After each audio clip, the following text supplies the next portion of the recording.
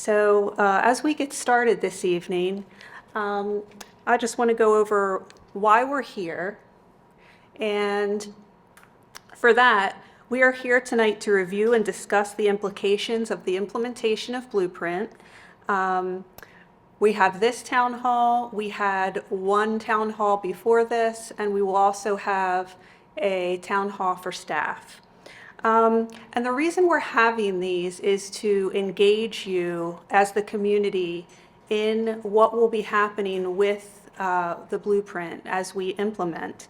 I said it the last one, and I'll say it this one, I certainly don't want to be a fearmonger, but at the same time, I definitely want to be here to manage everyone's expectations of what this may look like as it is implemented.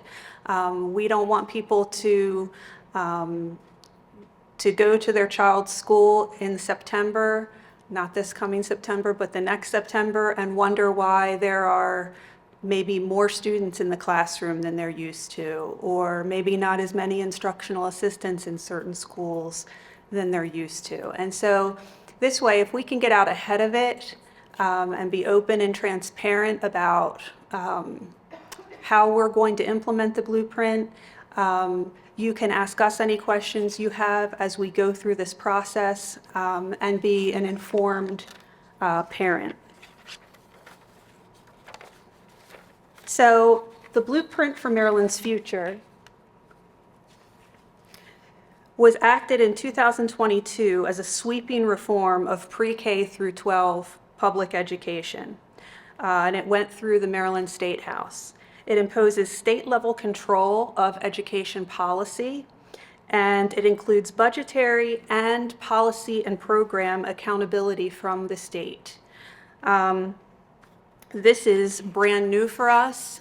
In the past, our local Board of Ed has had the control as to our policy and our programs and how we spent our money. So this represents a big change for us. So let's take a look at the policy areas for Blueprint. And this is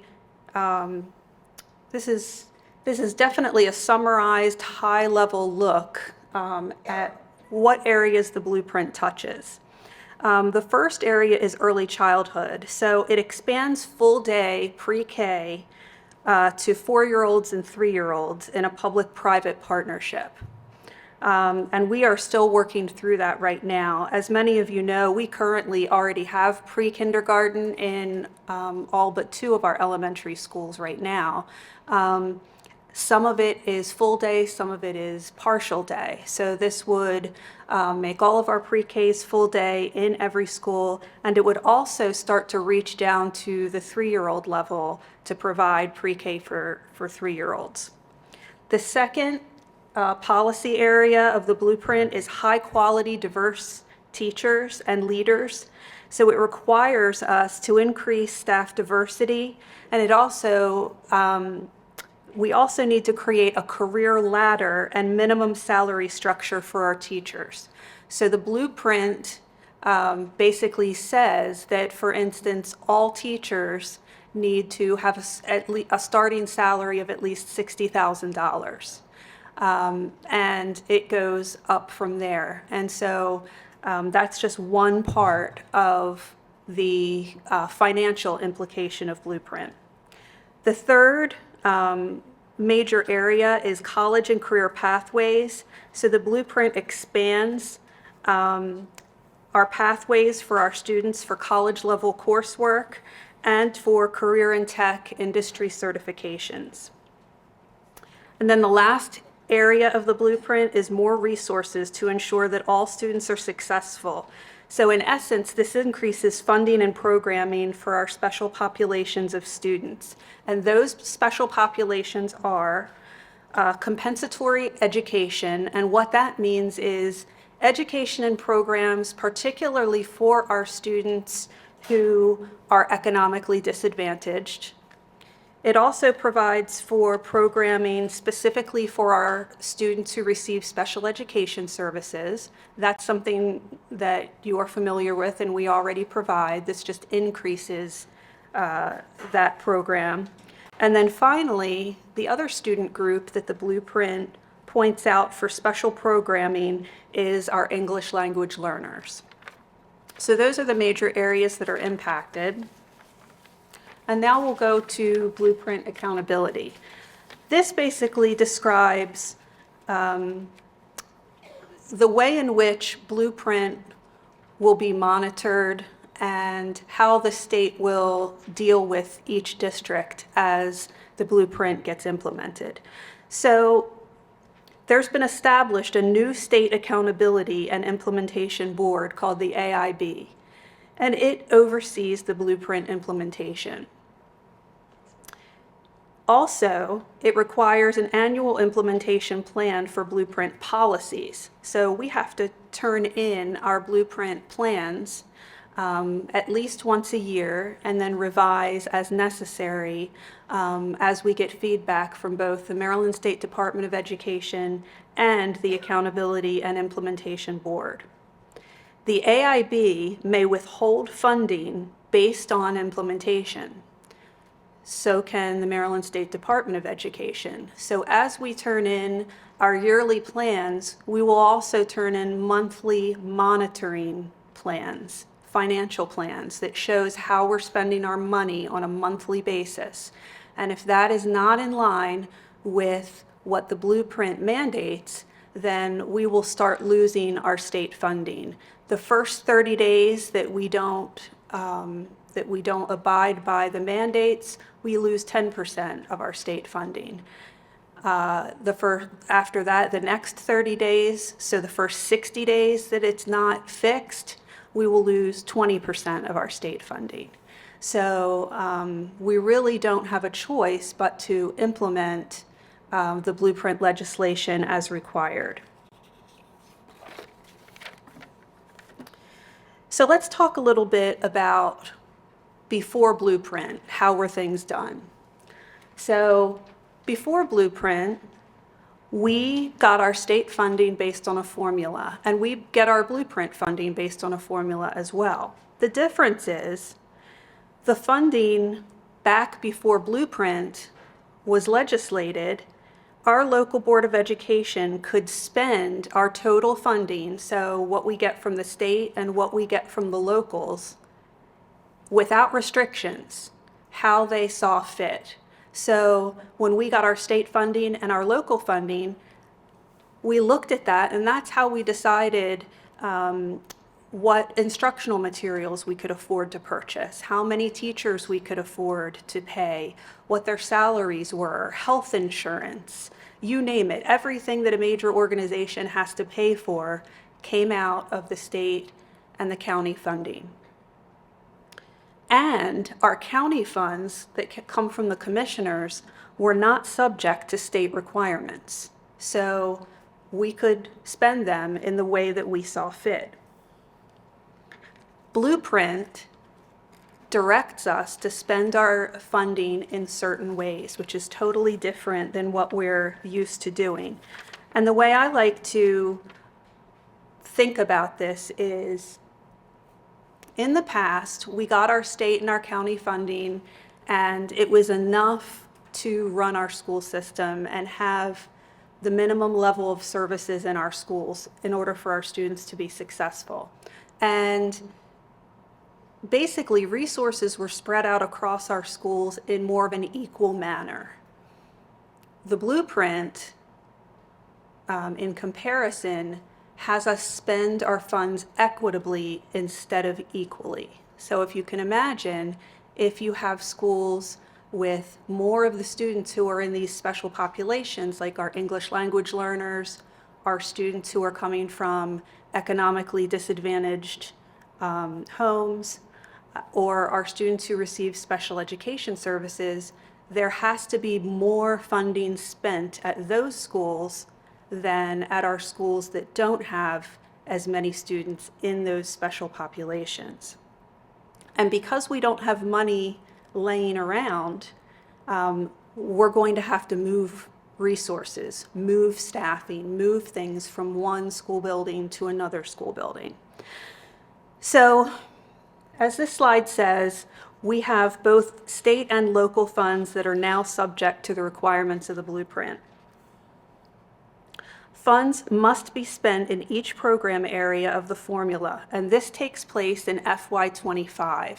So we still have the remainder of this year, this summer, and all of next school year to talk about what this is going to look like when we implement for FY25. And that's again why I want to get out ahead of this now so we can all be prepared when we actually start moving things and resources look a little different to folks. Compliance with the program area funding will require us to redistribute funding and resources across all of our schools. And, you know, sometimes I get the question, why do you have to touch staffing? For instance, why do you have to take teachers or assistants or guidance counselors from one school and put them in another school? Can't you take that money from somewhere else? The problem is 80 to 85% of our budget is people, it's staffing. So we spend very little on materials and you know, things that you can touch that we use to teach with. Most of what we spend is for the people that we hire. So that's why it's going to take us redistributing people from one school to another school. So because of this, we can't maintain the historically equal manner in which we have distributed our resources around the county. And our largest area of change for compliance is in compensatory education. And again, this is the area that is dedicated to students who come from economically disadvantaged situations. This is $48 million of our FY24 funding level. So if you think about it, we have to take $48 million that right now we're spending on many other things in the system, and we have to pull that money together and make sure that it's being spent at certain schools that have the student groups that we just talked about.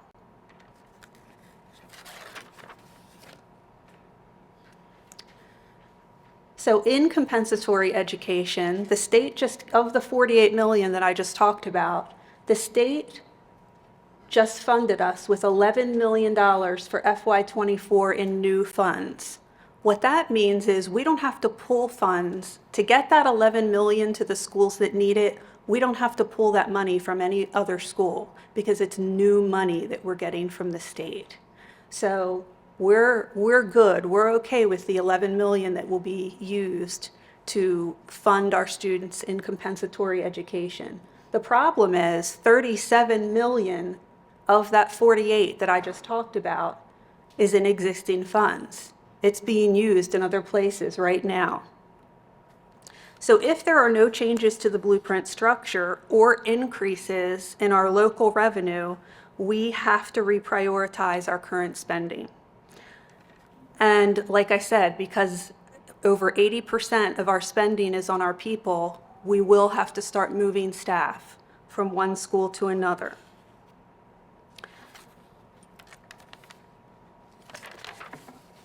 And so to look at an example of what this means,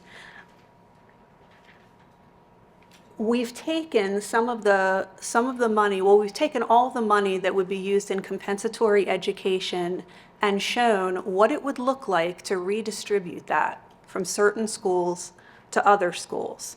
Now, I said this to the one group and I'll say it to you as well.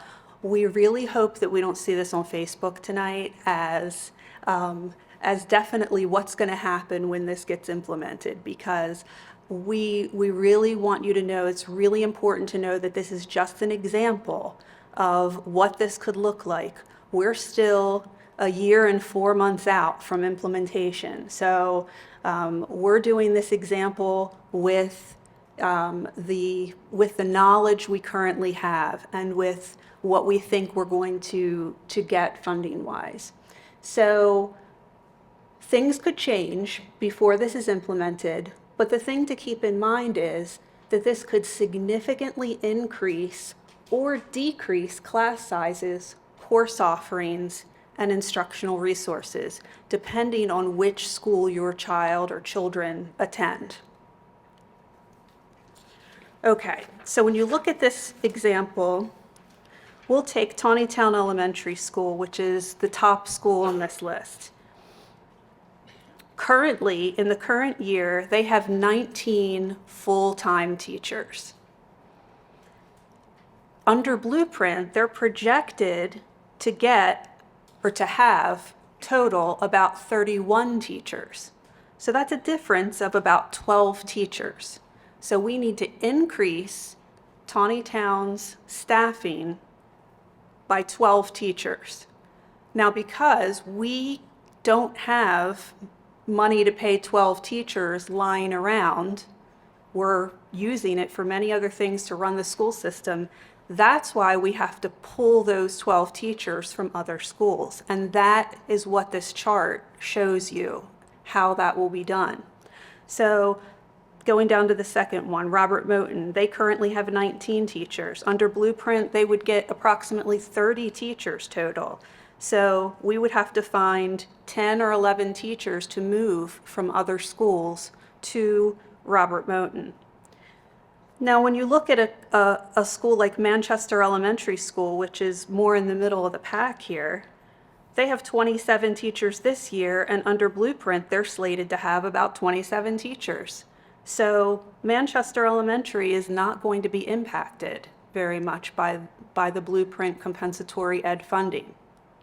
But when you go down to the bottom of the list, the further you go down the list, the more folks you're going to have pulled from that school to give to the schools that are near the top of this list. So let's look at Freedom. They have 27 teachers this year. Under Blueprint, they're slated to have between 18 and 19 teachers. So we would have to take 8 or 9 teachers from Freedom Elementary to give to some of these other schools that are requiring more teachers under Blueprint. Now, this is where the problem comes in. If you think about Freedom Elementary School, they're not overstaffed now. They don't have extraordinarily small class sizes now. So if we have to pull 8 or 9 teachers from that school, what we are dealing with now, the challenge we are dealing with is how would we even run Freedom Elementary School with 8 or 9 fewer teachers? What would those class sizes look like? We have been talking to our facilities management folks and asking how many students in Freedom or Carrolltown or Linton Springs can fit in a classroom by fire code. Those are the kinds of questions we're starting to ask, not because we want to have that many students in the classroom, and not because we think that this is good teaching or good instructional practice, but because we're looking at how do we implement this as it's written. And as it's written, this is what we would have to do. Now again, we still have a lot of time to figure this out and to figure out what we can do to hopefully ameliorate some of the issue that we're going to have with class size. This chart here only takes into consideration homeroom teachers, classroom teachers. But we are also going to be looking at, when we start implementing Blueprint, we're going to be looking at our specials teachers. We'll be looking at itinerants. We're going to be looking at everything. We'll be looking at guidance counselors. We may even look at administrators when we determine who gets what as far as the resource goes. Let's look at the middle school example next. So for middle schools, this includes all academic sections. So it doesn't include media, but it includes every other academic section that a middle schooler has during the school day. And you'll see that Northwest makes out pretty well on this list. They currently have 37 teachers. They're projected under Blueprint to have 44 or 45 teachers with a difference of 7 or 8. So they will be gaining 7 or 8 teachers for their school. The other issue that we're looking at is, as we look at adding staffing to schools, we also are starting to struggle with what is that going to look like as far as the facility goes. As you all probably know, we don't have extra rooms lying vacant in our buildings. We're making great use of our buildings now. And so that will be another issue is if your child goes to a school that will be gaining staff, where will we be putting those staff and where will they be working with students and in what capacity? Again, if you go down this list, if you're in the middle of the pack here, you're not going to see as much adjustment to staffing, but at the bottom, the closer you get to the bottom, the more impact you'll see. So Oklahoma Road currently has between 36 and 37 full-time teachers. They're slated to have 29 under Blueprint, so they're going to lose 7 or 8 teachers. Again, Oklahoma Road does not have small class sizes now, so what will those class sizes look like when 7 or 8 teachers are removed to put somewhere else? And then let's look at the high school example, because this has some other implications than elementary and middle had. So at high school, Francis Scott Key, who's the top school in this list, currently has 46 full-time teachers. They're slated to get 58 with a difference of 12. So they'll be gaining 12 teachers. And at the bottom of the list, Liberty, who currently has 53 teachers, will be slated to have 42 with a difference of 10 or 11 teachers leaving Liberty High School to teach in another school. The issue with the high school, unlike elementary and middle, is that it's not only about class size at high school. It is about class size, but it's also about course selection and course offering.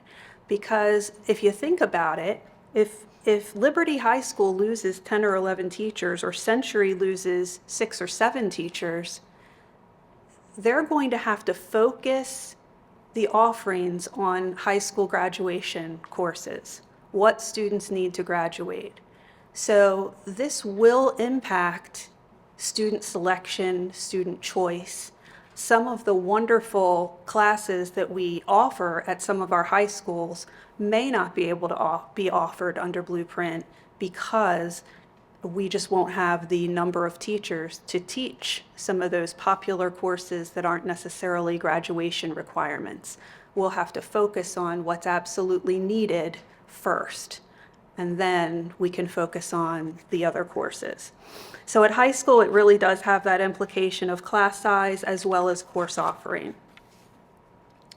And then, finally, apart from staffing and taking resources from one school and giving it to another school, there are other funding challenges with the Blueprint. So during the 2023-24 school year, we have to implement, and we are implementing, dual enrollment and expanded college and career readiness pathways for our students. So what that currently means is, I know some of you may have students who take dual enrollment courses. In the future, CCPS will pay for those dual enrollment courses for students. We will pay 75% of the bill plus books, and Carroll Community College will pay for 25%. So again, this is great for our kids, and I'm excited for our kids, but this isn't new money coming in. We have to find this money from what we already spend on other resources in the county. So we anticipate that next year our dual enrollment will double from what it is today, because more and more students and parents are hearing about this and of course want to take advantage of it. So we're looking at a bill that may have started at $750,000 or $500,000, and we anticipate next year that we're probably going to be looking at $1.5 million in our budget to pay for dual enrollment. So That's an additional funding challenge for us.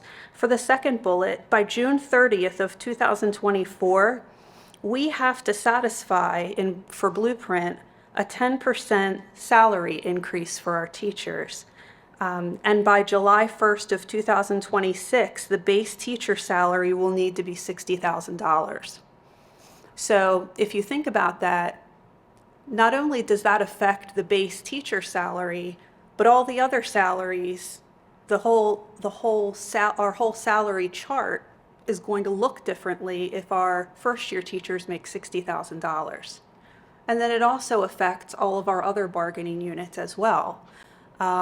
So this $60,000 starting teacher salary has longer-term implications than just starting our first-year teachers at $60,000. It's going to cost us a lot of money to implement this. We also have to implement a career ladder for teachers, which means additional stipends for certain duties and different leadership opportunities that they can take on within the school system. And each of those leadership opportunities and ways that they can move up the career ladder will also have a financial or a cost associated with that. And the final bullet is that we also have to start beginning to address the requirement of teacher planning time within the Blueprint. So the Blueprint requires that not more than 60% of a teacher's time can be spent directly in front of students teaching, because 40% of the teacher's day needs to be spent on collaboration with other teachers, specialists within the building, and on planning. And while I think this is wonderful, I think teachers have never had enough planning time, and I think that with more planning time, the instruction that students will get will be much more targeted and strategic. This does have financial implication to it, like everything else does. So if we have to give teachers a 60-40 kind of schedule, right now, if I had to estimate what that's going to cost, we would have to hire 125 more teachers system-wide in order to have all of our classes taught that are currently taught now, if we were giving our teachers a 60-40 schedule. So again, that also has financial ramifications for us. So as you can see, there are many points to Blueprint. It's a complex law. It's not simple and straightforward. And while I think that the creators of the Blueprint, who were the Kirwan Commission at the state level, I think that they wanted to improve education in the state of Maryland and improve what our students get. I think it has heavy cost implications for us. And so that's really what we are looking at, is because we must implement and there's no wiggle room there, we have to look at how we're going to implement this by fiscal year 25.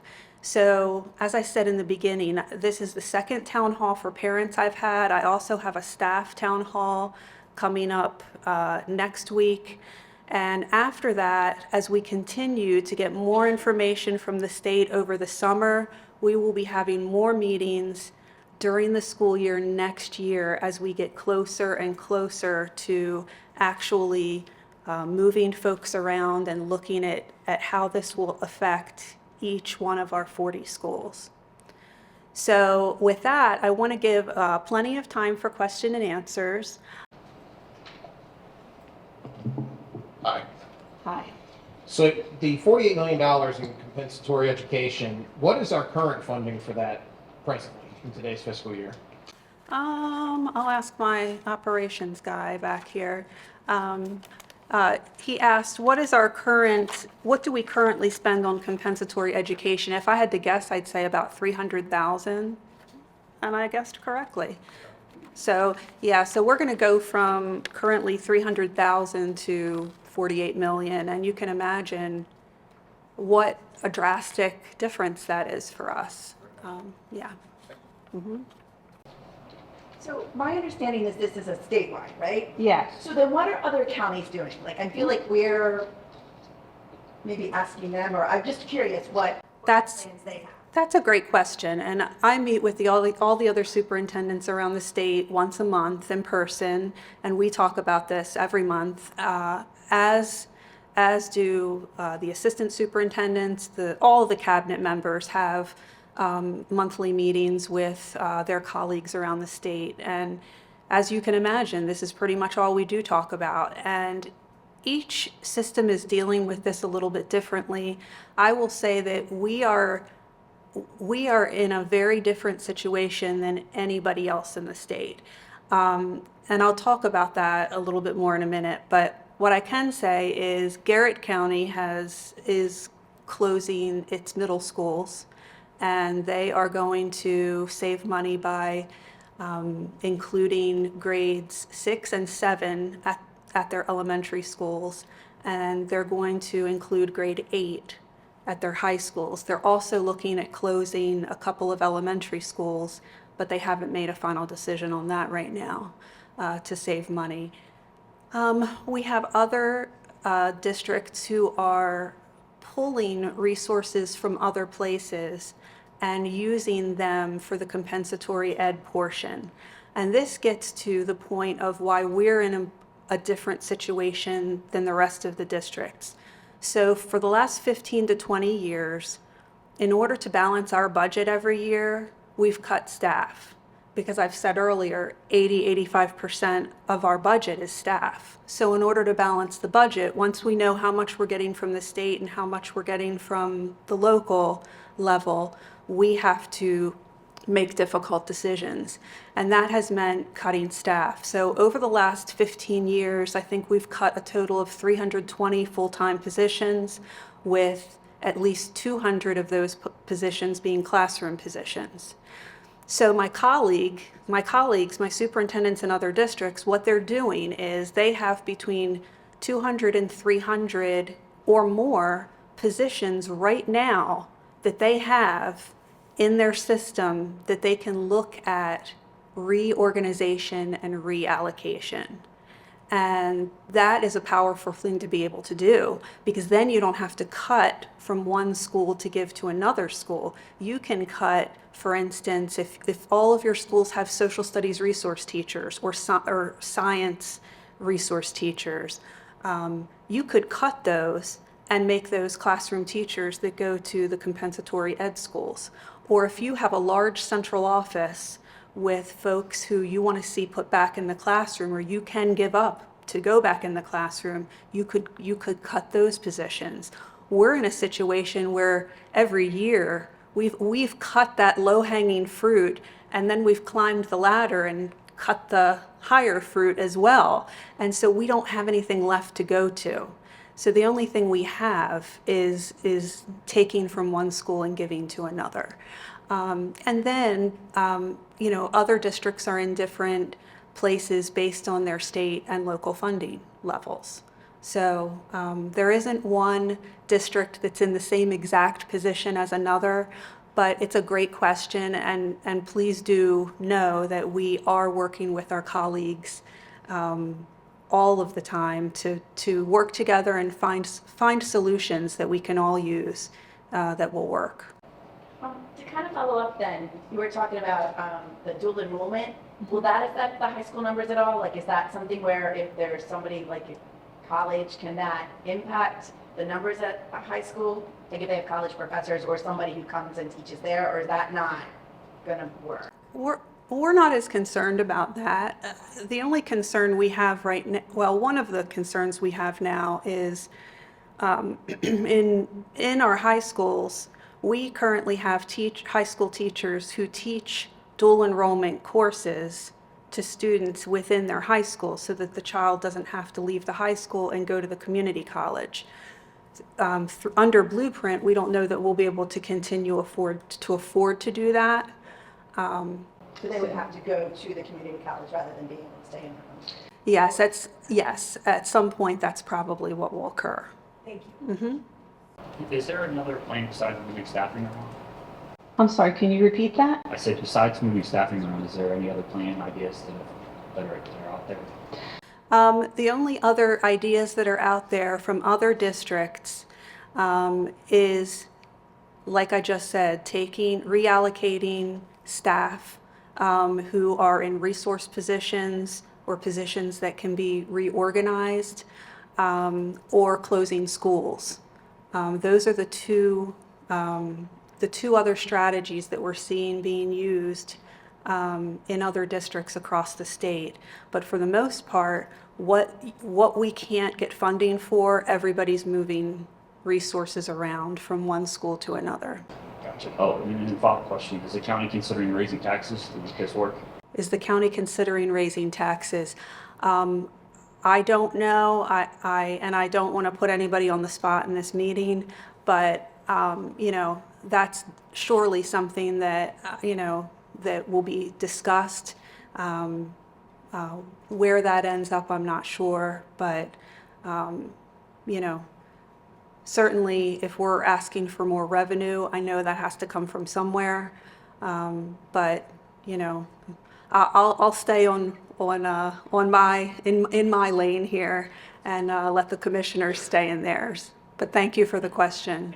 Mm-hmm. I just want to thank you and your team so much for all you're doing to try to minimize the rippling effects. My question is that I'd heard that there could potentially be a $5 to $6 million deficit for this coming year. Is that true? No. So we are very grateful and thankful to our commissioners that for this upcoming school year, FY24, we asked for $6.7 million over what they had planned to fund us, and we were given all but $500,000 of that to work with for FY24. So we are grateful going into this coming school year that we have that extra funding to work with. That's certainly a relief. Thank you. Mm-hmm. Try to do my best to explain this well enough. So, I believe that the general belief in education, and I believe that we hold it here, is that it should be equitable, and that every student gets what they need to be successful, which doesn't mean that they all get the same thing. Correct. So when you're explaining that we used to work from an equal and now we're moving to a more equitable system, I've seen some comments online and things that people think that you're saying that in a negative way, that we're going from equal to equitable. But I just want to give a chance for you to explain that when you say equal before, we started from equal, but there was still equitable resources going into our schools, and also that being equitable is a good goal to have. It's just not what we want to do if we're taking away from other students in order to get there. Yeah, that's a great point to bring up. Yes, and thank you for that. She brought up the issue of equitable resources for our schools versus equal resources for our schools. And I had made the comment that for the most part, we had staffed and provided resources equally amongst our schools. That was only because we didn't have a whole lot of extra to put into our schools with more economically disadvantaged students. We had our federal funding for Title I that goes to compensatory ed kinds of things now, and that is equitable funding that we currently have. And currently, we give our students who are English language learners and students who have special needs, we already give them extra services that they need. The difference is that we're going from, as I said earlier, numbers that look like 300,000 for a specified group to 48 million. And we're looking at taking from one to give to another because we don't have that in extra money. So yes, while I definitely believe that we have students in our school systems who need different and extra resources than other kids, the blueprint puts us in a very difficult position because we don't have the extra funding to provide those resources to our children in those special groups that we talked about. So we do have to shift from one student group to another. And that's where the challenge is. Thank you. And one other thing, you asked about taxes, and I came to the last town hall also, and there was a gentleman who spoke at the end of that town hall who had done some math about the taxes and raising taxes and what it would take to meet this $48 million. And given the math that was published in an article that he pulled up, he figured out that on average for a Carroll County household, it would mean about $300 to $350 extra dollars a year in your taxes. So people here raising taxes and they think they're going to be spending thousands of dollars more a year in order to fund the school system the way the school system needs to be funded. And I don't believe that that is the case. And I would like to implore the commissioners to please do the math, whether you're going to approve it or not. Do the math, publish the math so that the public can hear it. And then your constituents can tell you whether they're willing to pay the extra $300 or $350 or whatever it would be for the average household in order to make our school system what it has always been. We moved here because of the school system. And we want to keep our school system the way that it has always been and as successful as it has always been. And if we need $48 million to do that, but that means I pay $350 more a year, I will do that. And I think a lot of people in Carroll County will do that. It also affects everyone here, whether you have someone in the school system or not. Our property values and all of those things are tied to the success of our school system. So everyone in this county should care about this and be willing to contribute to make sure that our school system doesn't fail and doesn't go down in the rankings because of these new laws, which are not being created by Carroll County. They're being created by the state. They just are things that we have to follow here. So sorry to get on a soapbox, but I know one of the commissioners is here, and I hope that he's hearing me say this and hearing me say that if you give us the information, your constituents can give you their opinions on all of this. Thank you for being here. Sure, thank you. Any other questions?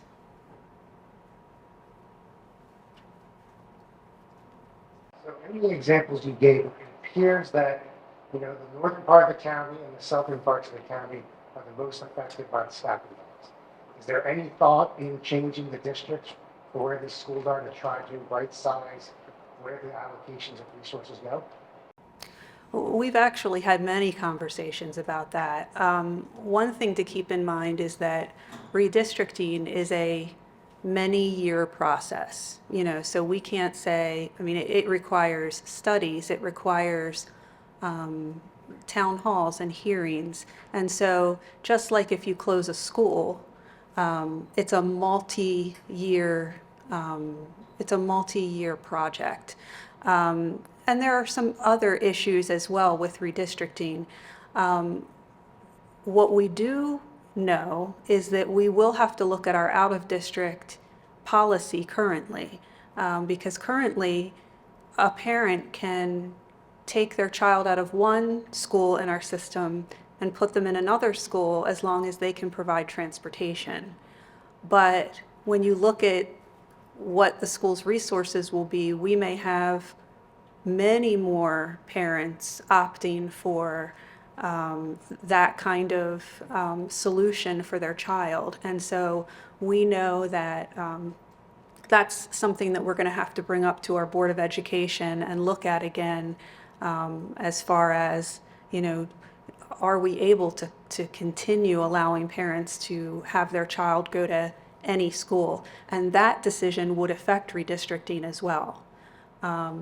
Whether we do or don't change that out-of-district policy would impact redistricting. Mr. O'Neill, is there anything I've missed there? Okay, so it is part of the conversation. It's just complex. Mm-hmm. One of the things I don't think you talked about tonight, and I think it's important, is the formula and where Carol is. And obviously, you didn't create the formula, but talk a little bit about that and how that really affects us negatively. I think that'd be helpful.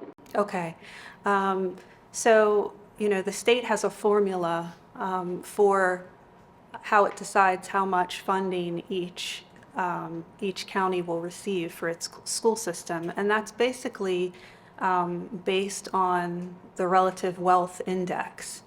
And because we are a relatively wealthy county, we get less funding than some of the districts out there who have a lower relative wealth. And so, when the state looks at us, they say, you're a wealthy district, we are going to give you this much, and whatever else you need needs to come from your local funding authority. And so, I would say the reason that we could make things work in the past was, again, because the funding wasn't restricted. We could take money out of different categories and use it for different things. The reason that this is so difficult for us is that we have to use the money how they're telling us to use the money in each of the categories. Great question. Any other questions? Quiet group tonight. Well, thank you so much again for coming out. We will continue to have these conversations as time goes and as we learn more about implementation and how it will affect our schools. So please, please keep your eyes out, keep your ears open, and we'll keep everyone posted. Thank you. Oh, I'm sorry. Yes, go ahead. So, what's the new role and how's the Board of Ed going to look after this with being stripped of local control? Like, what will people be looking for Board of Ed? Oh, that's a great question. What will people be voting for as far as a Board of Ed or a Board of Ed member if all of the control comes from the state and not the local board? And that's a very pertinent ideological question at this point. And I don't know the answer to that. I know that with Blueprint, the state has more control over the way we do business than they ever had before. I don't know, though, how this is going to play out over the next 2 to 3 years. Will there be changes made? Will things progress in this direction or go back to the way they were? I just don't know. I think it's going to really depend on how well each district can implement Blueprint and what the outcomes are. So, I would say, I would encourage you that if you are unhappy about the lack of local control, that's something that you can certainly talk to your delegates about as they are in the State House, because the Blueprint legislation was born in the State House. It became law, and in order to change a law, that has to go through the State House as well. So I know a lot of folks are deciding to take a lot of their communications to the state level, and that's okay too. All right, anything else? Thank you, everybody.